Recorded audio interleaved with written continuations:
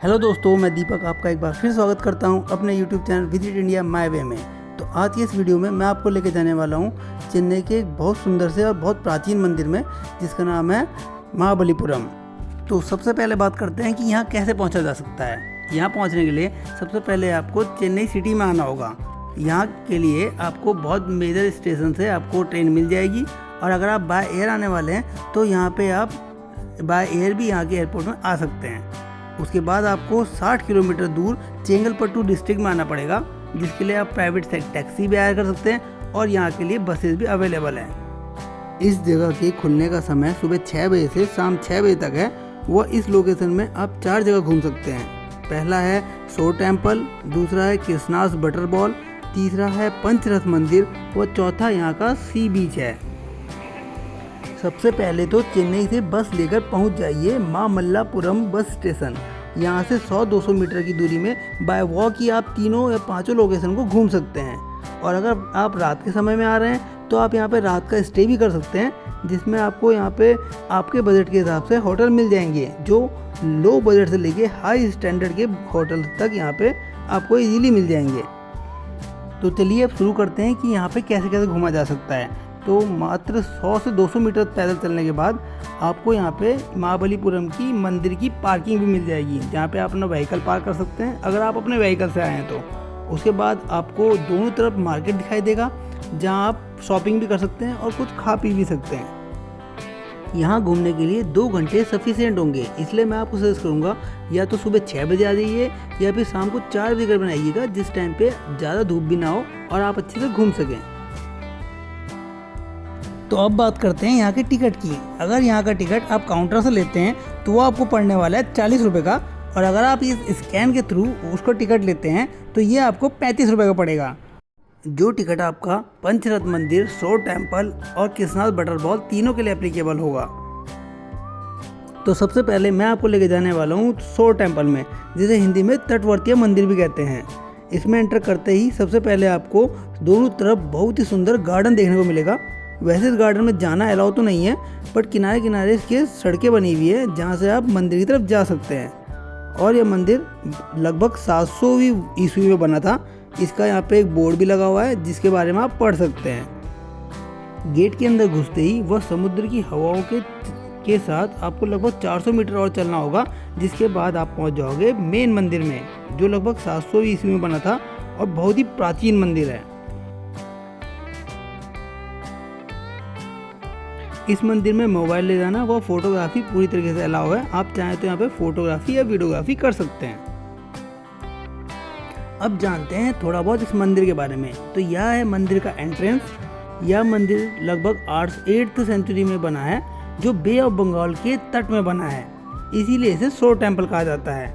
1984 में इस मंदिर को यूनेस्को वर्ल्ड हेरिटेज के में शामिल कर लिया गया है।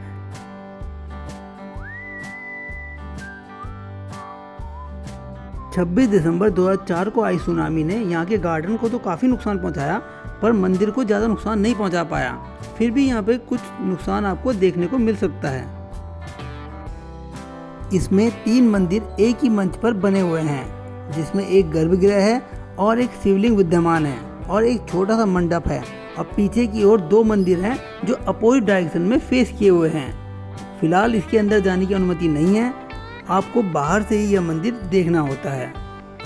इस मंदिर के चारों तरफ पत्थरों को गाय के रूप में काटकर लगाया गया है, जो प्राचीन काल में भी कलाकृति का उत्कृष्ट नमूना है।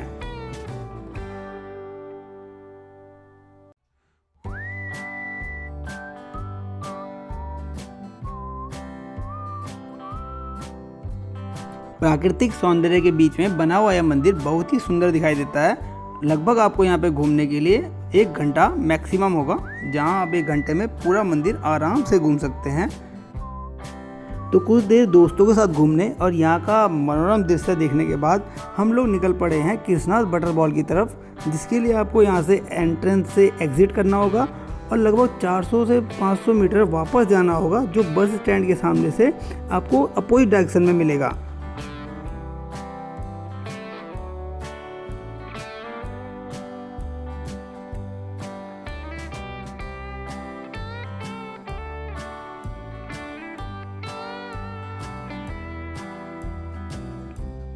आप चाहें तो अपना व्हीकल पार्किंग से निकाल कर यहाँ पर भी पार्क कर सकते हैं। अब हम पहुँच चुके हैं एंट्रेंस में, जो कि यहाँ के केसनाथ बटरबॉल का एंट्रेंस है, जिसके स्टार्टिंग में आपको ये अद्भुत पत्थर की कलाकृति मिलेगी, जहाँ पे पत्थर को बहुत सुंदरता से काट कर डिज़ाइन बनाए गए हैं। यहाँ पर एक बहुत ही सुंदर एक विशालकाय हाथी बना हुआ है, जो आपको अपनी तरफ ज़रूर अट्रैक्ट करेगा।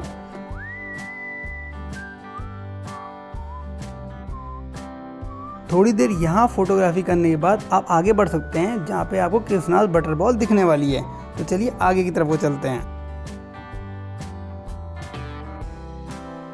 सेम टिकट को आप इस गेट में भी दिखाकर एंट्रेंस कर सकते हैं और आप बटरबॉल के बिल्कुल पास जा सकते हैं। इवन वहाँ पे फोटोग्राफी भी कर सकते हैं।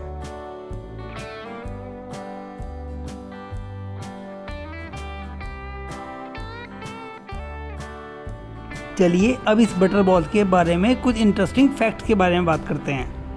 इस चट्टान को वॉन इराइकल भी कहा जाता है। इसका तमिल में मतलब होता है आकाश के देवता का पत्थर। यह माना जाता है यह पत्थर स्वर्ग से गिरा है। एक इंटरेस्टिंग फैक्ट यह भी है कि इसे वैसे तो केसनाथ बटरबॉल कहा जाता है, पर रियल में श्री कृष्ण जी से इसका कोई ताल्लुक नहीं है।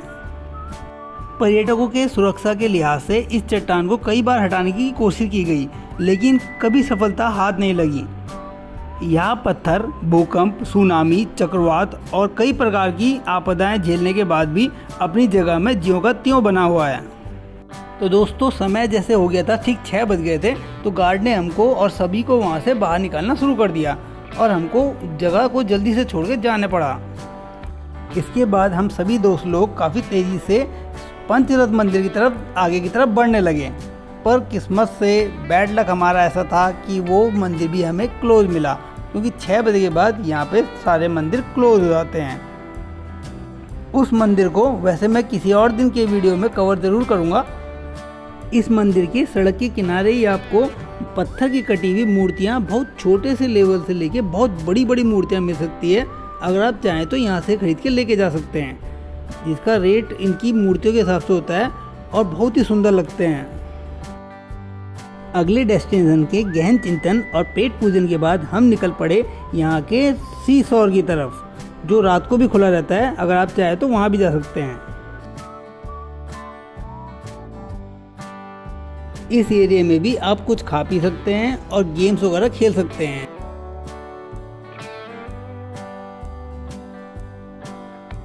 कुछ टाइम हमने भी यहाँ पे दोस्तों के साथ एंजॉय किया, उसके बाद निकल पड़े अपने वापस घर की तरफ। तो आपको यह वीडियो कैसा लगा हमें कमेंट बॉक्स में ज़रूर लिखिए। अगर आपको पसंद आया हो तो लाइक, शेयर और सब्सक्राइब करके हमारी फैमिली का हिस्सा बन जाइए। तो मिलते हैं अगले वीडियो के साथ, तब तक के लिए मुझे दे इजाज़त। जय हिंद।